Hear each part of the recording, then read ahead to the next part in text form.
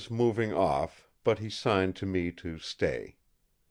I took it that after the usual manner of men he wanted help on such an occasion, and manlike wished to throw on someone else the task of dealing with a woman in indignant distress.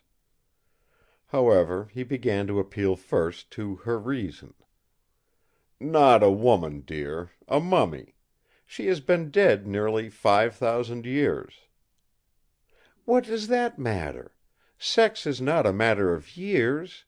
A woman is a woman, if she had been dead 5,000 centuries.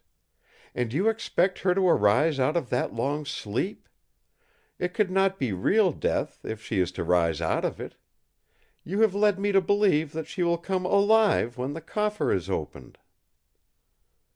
"I did, my dear, and I believe it. But if it isn't death that has been the matter with her all these years, it is something uncommonly like it. Then again, just think, it was men who embalmed her. They didn't have women's rights or lady doctors in ancient Egypt, my dear. And besides," he went on more freely, seeing that she was accepting his argument, if not yielding to it, "we men are accustomed to such things. Corbeck and I have unrolled 100 mummies, and there were as many women as men amongst them. Doctor Winchester in his work has had to deal with women as well as men, till custom has made him think nothing of sex. Even Ross has in his work as a barrister—" He stopped suddenly. "You were going to help too?" she said to me with an indignant look. I said nothing. I thought silence was best.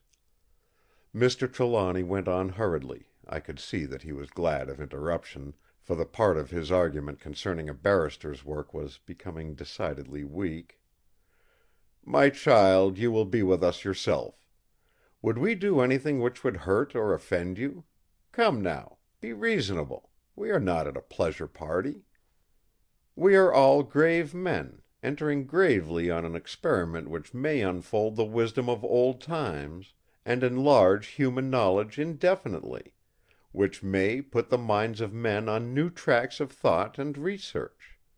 An experiment," as he went on his voice deepened, "which may be fraught with death to any one of us, to us all. We know from what has been that there are, or may be, vast and unknown dangers ahead of us, of which none in this house today may ever see the end. Take it, my child, that we are not acting lightly, but with all the gravity of deeply earnest men. Besides, my dear, whatever feelings you or any of us may have on the subject, it is necessary for the success of the experiment to unswathe her. I think that under any circumstances it would be necessary to remove the wrappings before she became again a live human being instead of a spiritualized corpse with an astral body. Were her original intentions carried out, and did she come to new life within her mummy wrappings, it might be to exchange a coffin for a grave. She would die the death of the buried alive. But now, when she has voluntarily abandoned for the time her astral power, there can be no doubt on the subject." Margaret's face cleared. "All right, Father," she said as she kissed him. "But oh, it seems a horrible indignity to a Queen, and a woman." I was moving away to the staircase when she called me. "Where are you going?" I came back and took her hand and stroked it as I answered: "I shall come back when the unrolling is over." She looked at me long, and a faint suggestion of a smile came over her face as she said: "Perhaps you had better stay too. It may be useful to you in your work as a barrister." She smiled out as she met my eyes, but in an instant she changed. Her face grew grave and deadly white. In a far-away voice she said: "Father is right. It is a terrible occasion; we need all to be serious over it. But all the same, nay, for that very reason, you had better stay, Malcolm. You may be glad, later on, that you were present tonight." My heart sank down, down at her words. But I thought it better to say nothing. Fear was stalking openly enough amongst us already. By this time Mr. Trelawny, assisted by Mr. Corbeck and Doctor Winchester, had raised the lid of the ironstone sarcophagus which contained the mummy of the Queen. It was a large one, but it was none too big.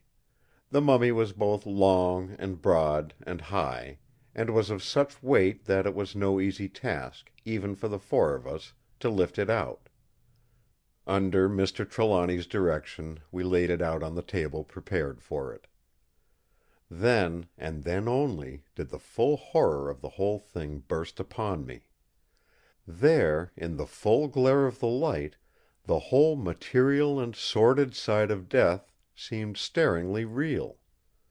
The outer wrappings, torn and loosened by rude touch, and with the colour either darkened by dust or worn light by friction, seemed creased as by rough treatment; the jagged edges of the wrapping cloths looked fringed; the painting was patchy, and the varnish chipped.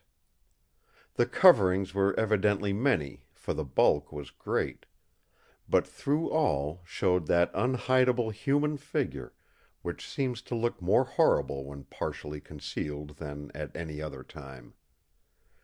What was before us was death, and nothing else. All the romance and sentiment of fancy had disappeared.